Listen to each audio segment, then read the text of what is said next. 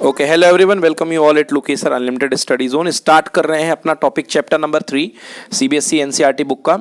Okay, maths का chapter number 3 matrix matrices. बच्चों बहुत इजी चैप्टर है ये, एक बार ही पढ़ लेंगे आपसे तो बहुत आराम से बनने लगेगा।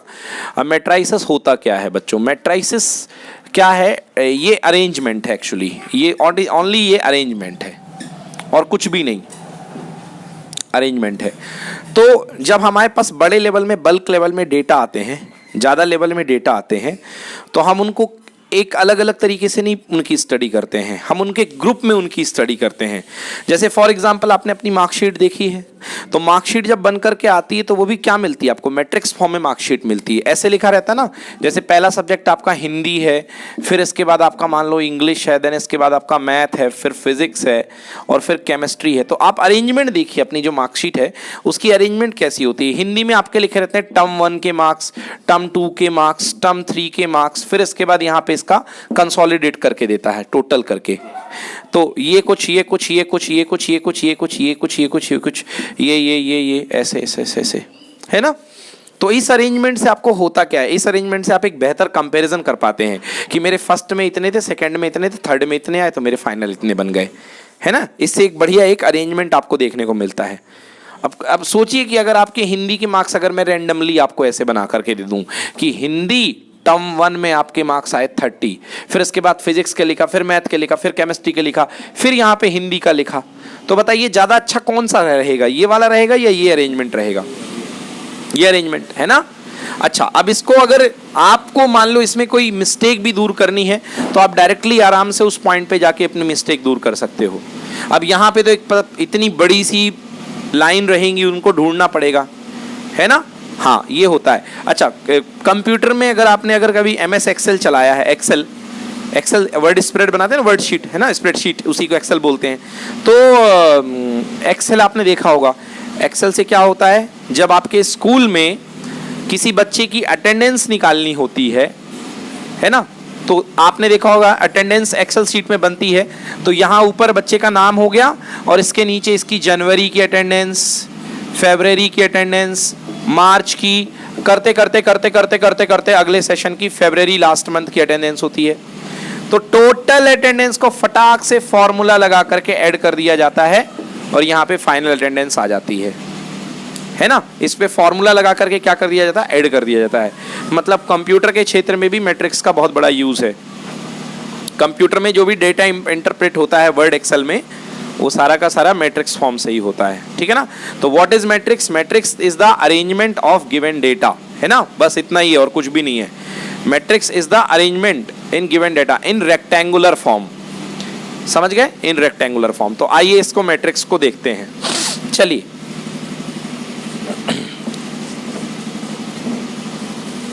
एग्जाम्पल की बात करते हैं।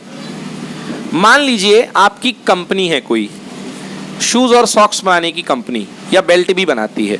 तो आपकी कंपनी जो है शूज, सॉक्स और बेल्ट बनाती है। शूज, सॉक्स एंड क्या? बेल्ट। ये कंपनी आपकी बेल्ट बनाती है। आपकी कंपनी के, चलिए तो देखिए मैं क्या बोल रहा था आपसे कि आपकी मान लीजिए शूज, सॉक्स और बेल्ट की कोई कंपनी है, आपकी कंपनी, और आपकी कंपनी के 3 डिपो, मतलब प्रोडक्शन जहाँ पे होता है, depot number A, depot number B, depot number C, ये आपके डिपो हैं, समझ गए ना। तो डिपो A जहाँ पे बनती है, आपके सामान बनता है, मैन्युफैक्चरिंग होती है, तो शूज A में मान लीजिए आपके पर डे 200 शूज बनते हैं। डिपो B में मान लीजिए आपके 300 शूज बनते हैं और डिपो C में कितने बनते हैं? 400। सॉक्स आपकी कंपनी बनाती है मान लो 100, 200 और 300, और बेल्ट आपके बनते हैं मान लीजिए 500, 1000 और 1500, ये आपके टोटल है। आया ना समझ में? अब इसे एक अच्छी जानकारी मिल रही है। मैं आपसे बोलूंगा कि पर डे आपकी कंपनी का मैन्युफैक्चरिंग प्लांट B में कितने का सॉक्स प्रोडक्शन है? आप बता दोगे भाई 200। यार तो ये है क्या? ये मेरे पास डेटा है और ये मेरे पास डेटा का क्या अरेंजमेंट है?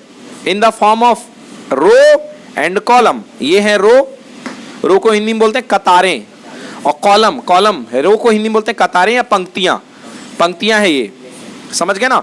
और कॉलम ये दिख रहे हैं, समझ गए ना। आपके स्कूल में जब प्रेयर होती है तो जो बच्चे लाइन में खड़े होते हैं उनको बोलते हैं कॉलम्स, और जो सामने सबसे पहले हेड बॉय या हेड गर्ल लगते हैं वो रो में लगते हैं, पहले पहले ऐसे ऐसे ऐसे ऐसे, समझ गए ना। तो ये हो गई row number 1, row number 2, row number 3, और ये हो गया column number 1, column number 2, column number 3। तो भैया इसमें कितने रो हैं? 3 रो। कितने कॉलम? 3 कॉलम। तो इस मैट्रिक्स का ऑर्डर क्या होगा बेटा? 3 क्रॉस 3, ये है मैट्रिक्स का ऑर्डर। तो मैट्रिक्स के ऑर्डर से पता चलता है कि कितनी रो हैं और कितने कॉलम हैं। 3 क्रॉस 3 का ऑर्डर हो गया। ओके, 3 रो 3 कॉलम। मल्टीप्लाई मत कर देना, क्योंकि मल्टीप्लाई कर दोगे तो आंसर आएगा 9। 9 का मतलब इसके अंदर टोटल एलिमेंट 9 है, टोटल एलिमेंट 9 है। आ गए समझ में ना। तो मल्टीप्लाई कर देते हो तो आपके पास, मल्टीप्लाई करने पर आपके पास नंबर ऑफ एलिमेंट आ जाते हैं। डन। चलो, तो भैया ये आपका हो गया रो एंड कॉलम वाली समस्या खत्म। चलिए अब बात करते हैं मैट्रिक्स का जनरल रिप्रेजेंटेशन, कि मैट्रिक्स को हम जनरली कैसे रिप्रेजेंट करेंगे।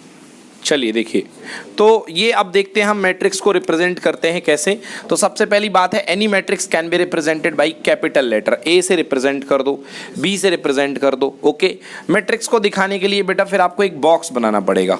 ओके, अब देखिए ये इसके जनरल एलिमेंट को मैं लिख रहा हूँ। ये जो पहली रो चलेगी ये कौन सी रो है बेटा? रो 1 है, फर्स्ट रो है। तो और ये कॉलम कौन सा चलेगा बेटा? फर्स्ट कॉलम, तो C1 ये। तो इसके एलिमेंट जो बनेंगे उसको जनरली हम बोलते हैं A11। A11 का मतलब element of first row, first column.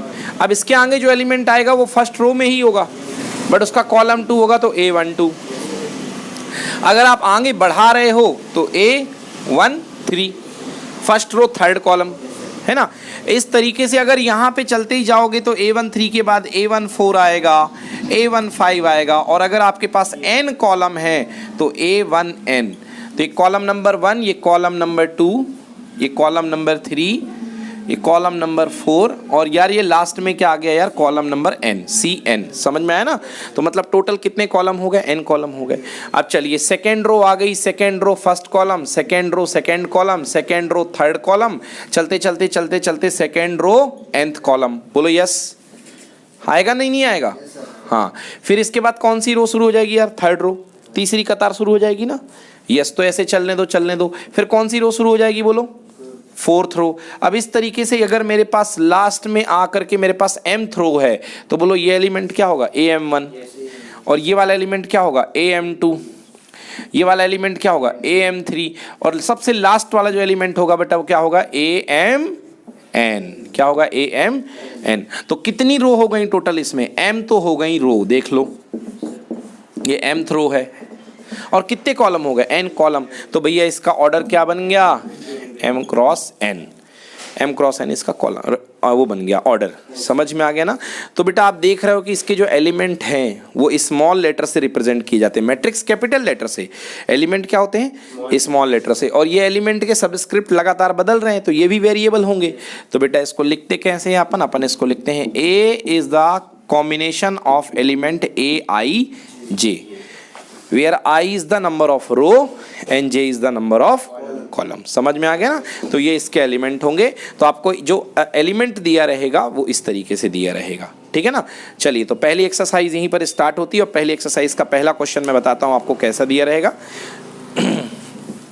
Yes, आपके पास लिया रहेगा कंस्ट्रक्ट ए 2 क्रॉस 2 मैट्रिक्स। एक 2 क्रॉस 2 का मैट्रिक्स बनाइए।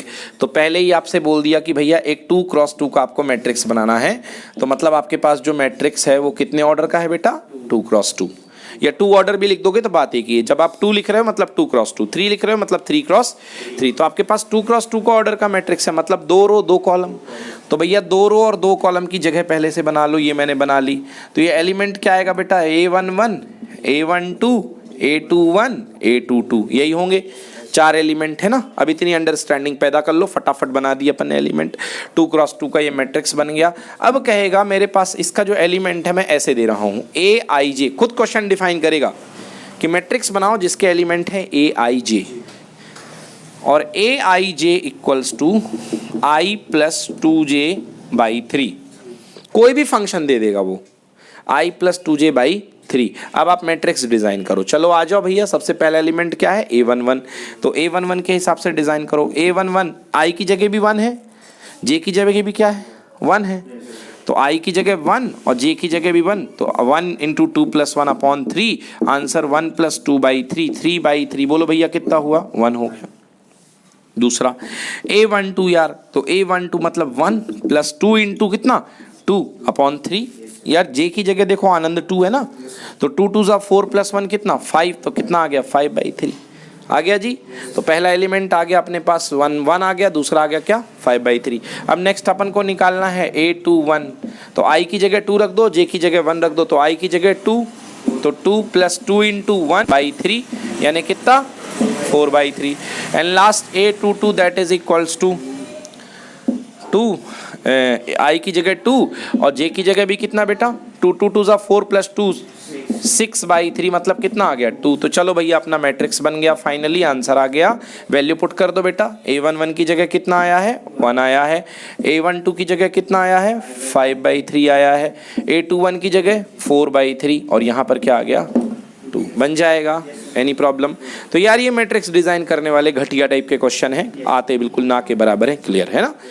चलो नेक्स्ट, हाँ ये AIJ जनरल फॉर्म में रहेगा, आपको गिवन रहेगा, डोंट वरी, वो दिया रहेगा, वो खुद दे देगा आपको क्वेश्चन AIJ कि AIJ इक्वल्स टू मान लो 2 plus 3 2i plus 3j upon 5, कुछ भी है वो दे देगा फंक्शन। और आपको बोलेगा, ध्यान क्या रखना है, आपको बोलेगा कि मैट्रिक्स बनाओ, ऑर्डर देगा 2 क्रॉस 2 मतलब 4 एलिमेंट, अगर 3 क्रॉस 3 बोल दिया मतलब कितने एलिमेंट 9 एलिमेंट, फिर 3 रो और 3 कॉलम, समझ गए ना। 2 क्रॉस 3 मतलब 6 एलिमेंट, 2 रो और 3 कॉलम, तो आपको उसको बनाना पड़ेगा, ठीक है ना। तो इस तरीके से ये हो गया अपना पहला काम। चलिए ठीक है, ये मैट्रिक्स की पहली एक्सरसाइज यहीं पर इसी तरीके से है, ये बहुत इजी टाइप की।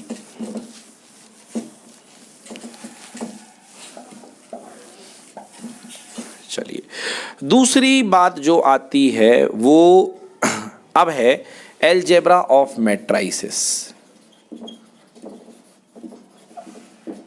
मैट्राइसिस का एलजेब्रा, एलजेब्रा का मतलब क्या होता है, अपन ने एलजेब्रा खूब पढ़ी ना, हाँ एडिशन सब्ट्रैक्शन यही सब तो पढ़ना है। तो सबसे पहले देखते हैं अपन एलजेब्रा ऑफ मैट्राइसिस, मैट्राइसिस को ऐड कैसे करते हैं। वेरी सिंपल, 2 और 2 4 के जैसे ऐड करते हैं। तो मैट्राइसिस ऐड करने के लिए पहला जो अपन पढ़ रहे हैं, फर्स्ट पढ़ रहे हैं एडिशन। तो एडिशन का रूल ये है कि नंबर 1 दोनों के ऑर्डर सेम होने चाहिए, ऑर्डर शुड बी सेम। अगर आप 2 मैट्राइसिस ए और बी को ऐड कर रहे हो, तो अगर ए मैट्राइसिस दिया गया है, it is looking like AIJ order M cross N, तो जो दूसरा मैट्राइसिस होगा उसके एलिमेंट होंगे समवॉट BIJ, बट ऑर्डर उसका क्या होना चाहिए M क्रॉस N। तो दोनों के ऑर्डर क्या होने चाहिए सेम। और आंसर क्या आएगा बेटा इसका, A plus B equal to corresponding element add कर देना बेटा, AIJ plus BIJ order M cross N। I hope आपको ये समझ में आ गया होगा नोटेशन। इसका मीनिंग है करस्पॉन्डिंग एलिमेंट ऐड करो। चलो आ जाओ देख लेते हैं भाई, एक मैट्रिक्स A ले ले भैया, 2 4 6 8, दूसरा मैट्रिक्स B ले लो, दूसरा मैट्रिक्स B ले लो। क्या है मैट्रिक्स दूसरा वाला देख लो, मान लो 4 6 7 9, ये ले लिया। देखिए सबसे पहले दोनों के ऑर्डर सेम है, हाँ सेम है, 2 क्रॉस 2 इसका ऑर्डर है, 2 क्रॉस 2 उस वाले का ऑर्डर है, कुछ नहीं यार, दोनों को सीधा ऐड कर दो, टाइम पास है full to. A plus B बेटा कैसे ऐड करोगे, 2 के साथ किसको ऐड करोगे 4 को, क्योंकि करस्पॉन्डिंग एलिमेंट होता है। तो यहाँ पे आएगा 2 प्लस 4, अगले में क्या आएगा 4 प्लस 6 आएगा, नेक्स्ट आएगा क्या 6 प्लस 7 और लास्ट क्या आएगा 8 प्लस 9। बस दोनों को ऐड कर दो, आंसर आ जाएगा 2 और 4 6, 6 और 4 10, 7 6 13 और 8 9 17, है ना। इस तरीके से आंसर बना दो इसका, तो ये भी हो गया भाई।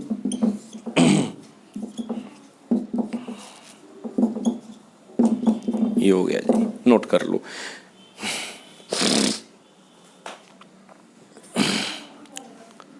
ठीक है, तो ये हो गई मैट्रिक्स की एडिशन की बात। इस तरीके से मैट्रिक्स को एडिशन करना है।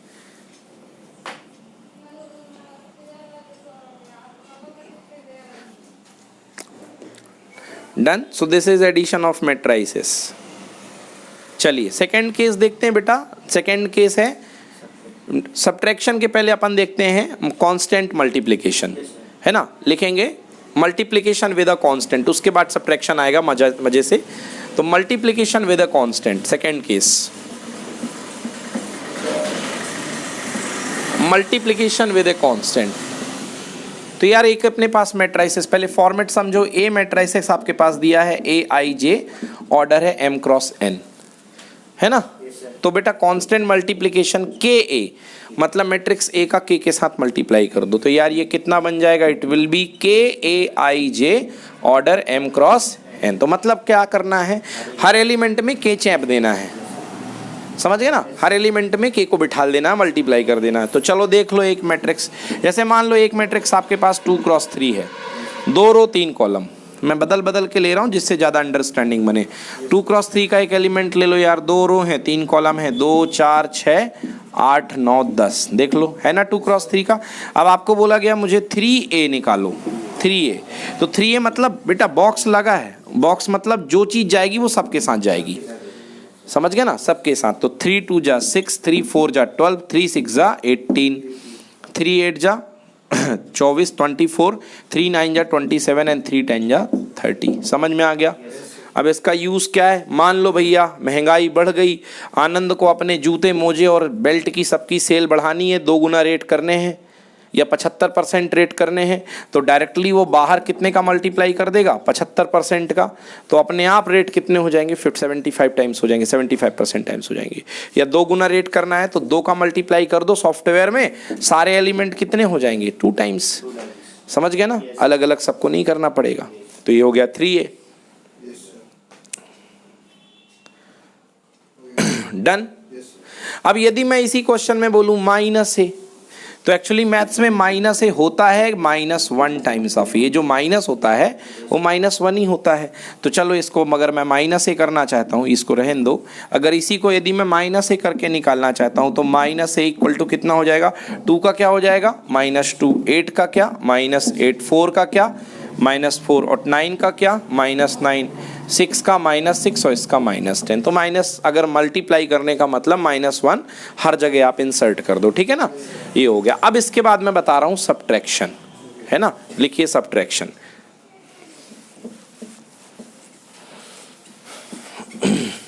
तो ये हो गया multiply with a constant, her element में मल्टीप्लाई हो जाएगा, सब्ट्रैक्शन।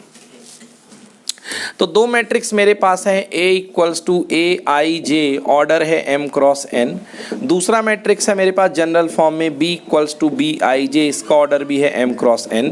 बेटा मुझे फाइंड करना है a minus B, a minus B. तो a माइनस बी का मतलब होता है actually a plus minus B, बोलो हाँ भाई, a के साथ प्लस करना है b का निगेशन, निगेशन मतलब उसका निगेटिव, समझ गए ना। तो जो मैट्रिक्स बनकर के आएगा वो क्या बन के आएगा, ए आई जे माइनस बी आई जे, और ऑर्डर क्या रहेगा m क्रॉस n, समझ गए ना। ये थ्योरी है, इतना लोड नहीं लेना, वो अपन को तो करना वही है कि 2 - 2 = 0, करना वही अपन को देसी काम है ना। तो लो भैया a बराबर ले लो 4 3 2 1, b बराबर ले लो क्या 1 2 3 4 ले लो, ले लिया। अब ध्यान से क्वेश्चन में देख जरूर लेना कि a माइनस बी निकालना है कि b माइनस ए निकालना है, क्योंकि a plus B equal to b plus a तो होता है, प्लस में कोई फर्क नहीं पड़ता है, बट माइनस में फर्क पड़ जाता है। मतलब प्लस में उल्टा पुल्टा एक समान, मैथ्स में बोलते हैं कम्यूटेटिव रूल। कौन सा rule, commutative rule. But minus में कम्यूटेटिविटी फॉलो नहीं होती ना, है ना। तो माइनस में लिए यदि आपको a माइनस बी बोला गया है तो चलो सारे एलिमेंट लिख दो, पहले बीच में लगा दो माइनस या डायरेक्ट पेल दो, सीधा 4 - 1 3 - 2 2 - 3 और 1 - 4। अब इसमें ध्यान क्या रखना है, क्वेश्चन में कई बार ये माइनस खुद दे देता है, तो वो माइनस और वो माइनस क्या हो जाएगा, प्लस हो जाएगा, बन जाएगा ना। चलो कर लो टाइम पास, आंसर निकाल लो। 4 - 1 हो गया 3, 3 - 2 हो गया 1, 2 - 3 - 1 और 1 + 4 हो गया 5, ठीक है ना, आंसर आ गया ये। तो ये हो गया भैया सब्ट्रैक्शन हो गया, एडिशन हो गया, है ना, मल्टीप्लिकेशन विद अ कांस्टेंट हो गया। अब चौथी चीज है इक्वालिटी ऑफ 2 मैट्रिसेस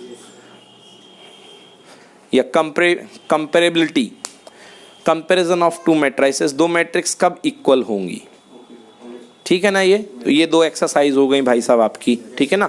अब इसके बाद आती है इक्वालिटी, उसी दूसरी एक्सरसाइज में आपको मिल जाएगी इक्वालिटी। दो मैट्रिसेस इक्वल कब होंगी? यस तो लिखिए सेकंड है, थर्ड लॉ जो है that is equality of to matrices. Equality, दो मैट्रिसेस को कंपैरिजन करेंगे अपन, इक्वल कब होंगी, इक्वल कब होंगी दो मैट्रिक्स। बेटा ये अपने पास दो मैट्रिक्स दी गई हैं। पहली मैट्रिक्स है A equals to A I J order M cross N। दूसरा मैट्रिक्स है B किसी भी ऑर्डर का B I J, स्मॉल लिखते हैं sir ji, B I J order M cross N। अगर दो मैट्रिक्स इक्वल हैं तो पहला टोल नाका बैठा, टोल नाका जानते हो ना, चेक पोस्ट होते हैं ना, तो पहला चेक पोस्ट है नंबर 1, दोनों के ऑर्डर इक्वल होने चाहिए। अगर आप इसको M1 N1 और इसको M2 N2 लिख लो कंसेप्ट बनाने के लिए, तो क्या होगा, M1 cross N1 should be equal to M2 cross N2, जहां पे M1 इक्वल टू M2 और N1 equal to N2। Individual देखना पड़ेगा, ये नहीं कि 6 गुणे 4 और 4 गुणे 6 तो बोले 24 इक्वल टू 24, नो ऐसा नहीं। 3 क्रॉस 2 और 2 क्रॉस 3 बोले ये भी 6 आएगा वो भी 6 आएगा, नहीं ऐसा नहीं। इधर भी 3 तो उधर भी 3 और इधर 2 तो उधर भी 2। तो ज़्यादा डिटेल में लिखूं तो M1 equal to M2 and N1 equal to N2। Multiply नहीं चेक करना, ऑर्डर चेक करना है ना, पहली चीज ये हो गया। पहली चीज ऑर्डर सेम होने चाहिए। दूसरी चीज करस्पॉन्डिंग एलिमेंट भी इक्वल होंगे। अगर मैट्रिक्स इक्वल है तो करस्पॉन्डिंग एलिमेंट भी इक्वल होंगे। तुम दोनों की अलग अलग फैक्ट्री हैं, तुम दोनों के फैक्ट्री के सेल मैट्रिक्स इक्वल कब होंगे, जब बिल्कुल डेटा भी सेम होंगे और रो और कॉलम भी क्या होंगे, तभी तो इक्वल होंगे दोनों के, है ना। तो यस, तो दूसरी चीज क्या होना चाहिए, ए आई जे इक्वल्स टू बी आई जे, बस ऐसे। अब इस पे क्वेश्चन कैसा आता है इक्वालिटी पे, बहुत सिंपल क्वेश्चन आता है। देखो ऐसे करके दे देगा, बोलेगा एक मैट्रिक्स है x plus Y, x minus Y और यहाँ u प्लस वी और u minus V equal to, भाई खुद इक्वल दे रहे हो तो हमारे मजे हैं, तुम खुद ही दे रहे हो तो हम क्या करें, है ना, है ना। एक अगर कहेगा x plus Y x minus Y, यहाँ कहेगा 7, यहाँ 8, यहाँ 2 और 3, और कहेगा u v x y की वैल्यू निकालो, तो भैया अब पीछे मत लग जाना, सर x प्लस वाई आपने तो कहा था कि इक्वल होंगे, तो x प्लस वाई 7 की इक्वल कहाँ होगा सर, 7 की इक्वल तो 7 होगा। अरे नहीं भैया, ये प्रश्न है, ये क्वेश्चन है, उसने खुद कह रखा है कि इक्वल हैं, तो मुझे वैल्यू निकाल के बताओ इन चारों की। तो अगर क्वेश्चन खुद इक्वल दे रहा है इसका मतलब आपको सॉल्व करना है ना, इसको आपको सॉल्व करना है तो कर देना भाई, वही अपनी आंगनबाड़ी वाली मेथड। पहला equation x plus Y equal to 7 और x minus Y equal to 8, जोड़ दो दोनों को, लड़ मरे वाई स्वाहा। 2x बराबर कितना हो गया, 8 7 15, x की वैल्यू कितनी 15/7, 2 सही, 15/2। x की वैल्यू उठा के किसी में भी थोप दो, y की वैल्यू आ जाएगी, और दो लोग को इनको लड़ा दो तो फिर u और v की आ जाएगी, answer x y u d पूछेगा, ठीक है ना। हो गया इसी टाइप का क्वेश्चन 4 इक्वेशन में, कहीं u v कहीं x y कहीं p q कहीं m n करके दे देगा, कर लोगे ना जी। चलो छाप लो भाई इसको। तो ये इक्वालिटी ऑफ मैट्रिक्स पर बेस्ड क्वेश्चन इस टाइप से।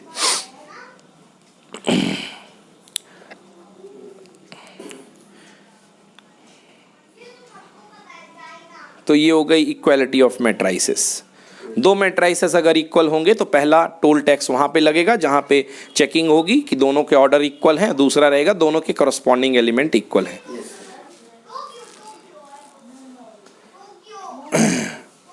देन इसके बाद नेक्स्ट पढ़ते हैं मल्टीप्लिकेशन ऑफ टू मैट्रिसेस, सबसे इंपॉर्टेंट, और इसी से इस साल एक क्वेश्चन आना है क्योंकि एलिमेंट्री ट्रांसफॉर्मेशन हटा दिया गया है, तो यही टॉपिक बचा दमदार जिससे क्वेश्चन आएगा, ठीक ना।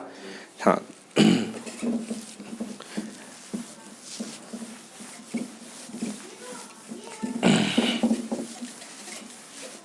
चलिए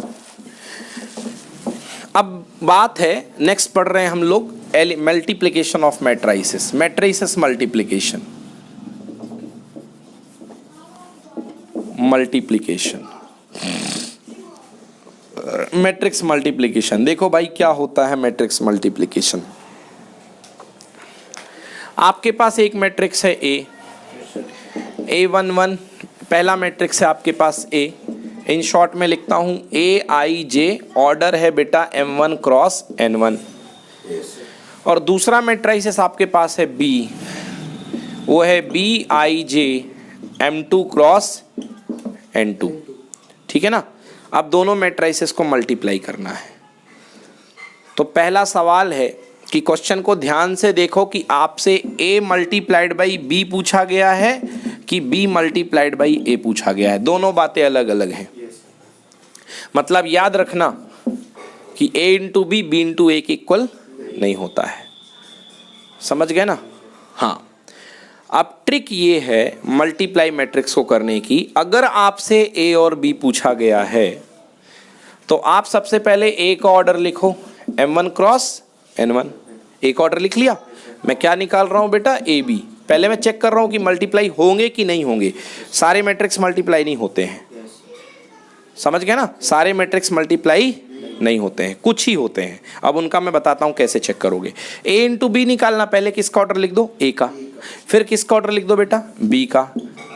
M2 इंटू N2। अभी तो बेटा ये अल्फाबेट में है, अभी मैं क्वेश्चन कराऊंगा तो आपको वेरी उसमें दिखेगा, नंबर्स में। तो देखना कि ये वाला क्या सेम टू सेम आ रहा है, मतलब ये 3 है तो ये 3 है, क्या ये 2 है तो ये 2 है। मतलब सीधी सीधी बात कि N1 M2 के इक्वल होना चाहिए। मतलब पहले वाले के रो दूसरे वाले के कॉलम के, सॉरी पहले वाले के कॉलम दूसरे वाले के रो के क्या होने चाहिए, इक्वल। बुक में यही दिखेगा कि पहले वाले का कॉलम दूसरे वाले के रो के इक्वल होना चाहिए। इतना कौन याद रखे। मैं तो सीधे बोलता हूँ ये वाला डायगोनल देखा करो, क्या मैच हो रहा कि नहीं हो रहा है। समझ गया ना। ये वाला सेकेंडरी डायगोनल जो होता है, ये मैच हो रहा कि नहीं हो रहा। ये 2 है तो देखो क्या ये 2 है, ये 3 है तो ये 3 है। अगर दोनों मैच हो गए टोल नाका खुल जाएगा, आप मैट्रिक्स मल्टीप्लाई कर सकते हो। समझ गया ना, मैट्रिक्स मल्टीप्लाई आप कर सकते हो। और फिर ये डायगोनल क्या देता है बेटा, ये डायगोनल देता है आपके आने वाले मैट्रिक्स का आंसर। मतलब आप मैट्रिक्स मल्टीप्लाई करोगे बेटा तो जो आपका मैट्रिक्स AB बन के आएगा ना, उसका आंसर क्या मिलेगा, M1 cross N2। M1 cross N2। समझ में आ गया ना। ये हो गया। तो बेटा ये तो आपको वैलिडिटी देता है AB का, और ये आपका देता आंसर का ऑर्डर। चलो ऑर्डर, हाँ आंसर का ऑर्डर। अब आपके मन से कुछ मैट्रिक्स मैं ले लेता हूँ, केवल ऑर्डर बताने हैं आपको, देखना मल्टीप्लाई। चलो बोलो एक ऑर्डर बोलो अपने मन से। 1 to 4 तो ऑर्डर होते ही नहीं है, मैंने ऑर्डर बोला है 2 क्रॉस 3। हाँ चलो B का ऑर्डर बोलो बेटा 3 इंटू 5। चलो देखते हैं मल्टीप्लाई होगा कि नहीं होगा। क्या मल्टीप्लाई, AB या BA, बोलो AB। चलो भैया तुमने पहले कह दिया AB, तो तरीका ये 3 है तो वैसे ही दिख गया, क्रॉस कर गया तो मल्टीप्लाई हो जाएगा। और सरल करना है तो मैंने कहा 2 इंटू 3 लिखो और फिर 3 इंटू 5 लिखो। ये देखो मैच कर गया ना, मतलब मल्टीप्लाई होगा। ऑर्डर जो आंसर बनेगा उसका ऑर्डर क्या आएगा, 2 क्रॉस 5। मतलब 2 रो और 5 कॉलम। समझ गए ना। तो 2 रो 5 कॉलम, ये 2 रो बनेंगी और 5 कॉलम बनेंगे। तो पहला कॉलम, दूसरा कॉलम, तीसरा कॉलम, चौथा कॉलम, पांचवा कॉलम। समझ गए आगे। इस तरीके से बनेंगे, टोटल 10 एलिमेंट की मैट्रिक्स बन जाएगी। ठीक है ना। अब ये तो हो गया AB। अब देखते हैं BA। क्या देखते हैं कि BA डिफाइन होगा कि नहीं होगा। तो B के लिए पहले B का नंबर लिख लो। B क्या है बेटा 3 क्रॉस 5, और A क्या है यार 2 क्रॉस 3। बोलो मैच हुआ कि नहीं हुआ, नहीं। तो ये मैट्रिक्स मल्टीप्लाई डिफाइन नहीं होगा। तो याद रखना कि A भी तो डिफाइन हो जाता है बट BA डिफाइन कई बार नहीं होता है। समझ गए, क्लियर हो गया। हाँ तो इस तरीके से AB डिफाइन हो गया है, BA डिफाइन नहीं हुआ है। तो मैट्रिक्स हर बार मल्टीप्लाई होना जरूरी नहीं है। समझ गए ना। और जब डिफाइन नहीं होंगे तो इक्वल भी नहीं होंगे। तो इसलिए मैट्रिक्स मल्टीप्लिकेशन कम्यूटेटिविटी को सपोर्ट नहीं करता है। नोट कर लो कि मैट्रिक्स मल्टीप्लिकेशन कम्यूटेटिविटी को सपोर्ट नहीं करता है।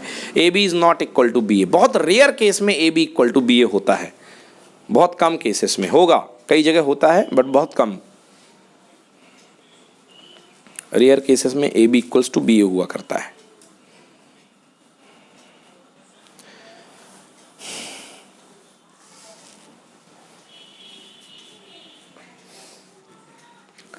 डन।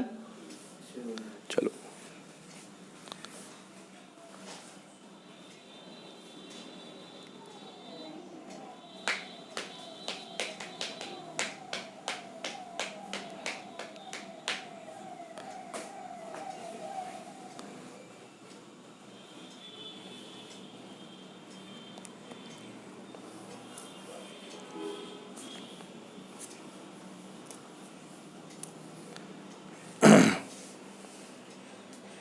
देखिए ज़्यादातर आपके बुक में जो आपको क्वेश्चन मिलेंगे वो सेम ऑर्डर वाले मल्टीप्लाई के मिलेंगे। बुक में ज़्यादातर सेम ऑर्डर के हैं, अलग अलग ऑर्डर के कम हैं, थोड़े से कम हैं, होते हैं मल्टीप्लाई।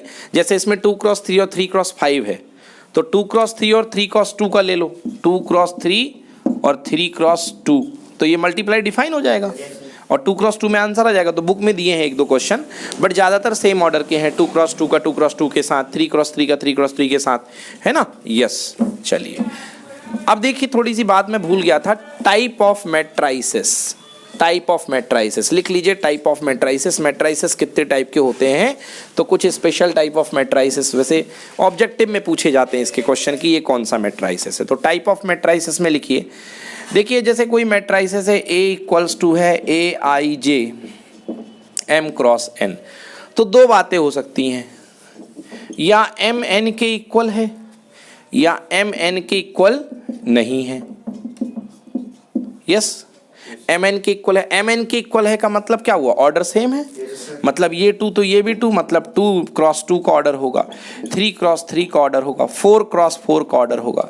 तो मन में चित्र बना करके देखो कि अगर ऑर्डर सेम होगा तो मैट्रिक्स का शेप कैसा बनेगा बेटा, स्क्वायरिक बनेगा। तो ये स्क्वायरिक बनेगा, जैसे 1 2 3 4। तो बेटा अगर ऑर्डर सेम हो, अगर M=N हो, जितने रो हो उतने कॉलम हो, तो वो मैट्रिक्स कहलाता है कौन सा मैट्रिक्स, स्क्वायर मैट्रिक्स। ठीक है ना, स्क्वायर मैट्रिक्स। और अगर आपका ऑर्डर सेम ना हो तो क्या की शेप बनेगी, रेक्टेंगल की, या तो आड़ा रेक्टेंगल बनेगा या खड़ा रेक्टेंगल बनेगा, हॉरिजॉन्टल या वर्टिकल, है ना। तो देख लो जैसे 2x3 लेके देख लो, अब 2x3 में 2 रो हैं 3 कॉलम हैं, तो देखो मैट्रिक्स कैसा बनेगा बेटा, A11 A12 A13। भाई 3 कॉलम है, A11 A12 A13 and A21 A22 A23। किसकी शेप दिख रही है, रेक्टेंगल की। तो कौन सा मैट्रिक्स बन गया बेटा, ये रेक्टेंगुलर मैट्रिक्स। समझ में आया कि नहीं आया भाई, सीधी बात। अगर नंबर ऑफ रो कॉलम के इक्वल है तो स्क्वायर मैट्रिक्स, और नंबर ऑफ रो कॉलम के इक्वल नहीं है तो कौन सा मैट्रिक्स, रेक्टेंगुलर मैट्रिक्स। क्लियर है नवनीत, चलो भाई अच्छी बात है, ठीक है ना। स्नैप ले लो, इसकी फोटो ले लो, वैसे नॉट इंपॉर्टेंट, समझ में तो वैसे आ ही रहा है, कुछ बड़ी बात नहीं है। ये हो गई स्क्वायर मैट्रिक्स। अब देखो बेटा, अगर मैं कहूँ मेरे पास एक मैट्रिक्स है A=AIJ जिसका ऑर्डर है M×1, मतलब कॉलम 1 है मगर रो कितने हैं, M, है ना।